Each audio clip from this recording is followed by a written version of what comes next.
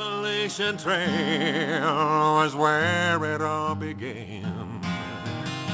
That's where this boy first learned to call himself a man. It was the wind that taught me how to spread my wings. It was a path that led me on to other things. The idea of an Appalachian Trail Museum was the brainchild of Larry Luxenberg, the author of a respected book, Walking the Appalachian Trail, about the culture of long-distance hiking on the AT. While researching this book, Larry visited existing AT-related archives. It became clear to him that some valuable artifacts and materials were not in optimal storage situations. Other items had probably been lost, some irretrievably, and more would soon be lost as the last of the early hikers died and their families were unaware of the historical significance of those holdings. In 1998, he started promoting the concept of a museum. From the museum grand opening program, Larry Luxenberg, AT Museum Society president, wrote, "There's a lyric from a song by Walkin Jim that describes the Appalachian Trail as the path that led me on to other things. The path I started out on when I began my AT thru hike 30 years ago has taken many twists and turns, but it all seems to have led me to this moment, the creation of the first museum dedicated to hiking."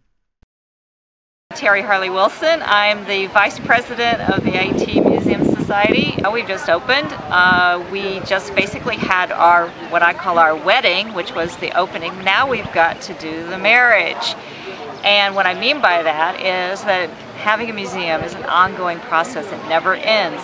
There's always work to be done, always new things we have to bring in, always going to be something that has to be done and that will need some funding. No museum can exist without funding.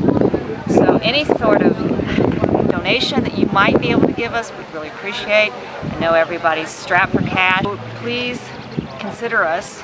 We are a 501c3 nonprofit, which means any donation that you give us is tax deductible. We are not state supported. We don't get government funds, at least at this point. We hope to get grants eventually, but we're not there yet. So even though we're located in a state park, we are not funded by the state. It's going to be an ongoing process, and however you can contribute, your time, your money, your donations of artifacts that are related to the AT, we'd really appreciate it. They say life is a circle and we'll all come round again. If that's so, I'm looking for my Appalachian friends. The Appalachian Trail was where it all began. It's where this boy first learned to call himself a man. It was the wind that taught me how to spread my wings. It was a path that led me on to other things.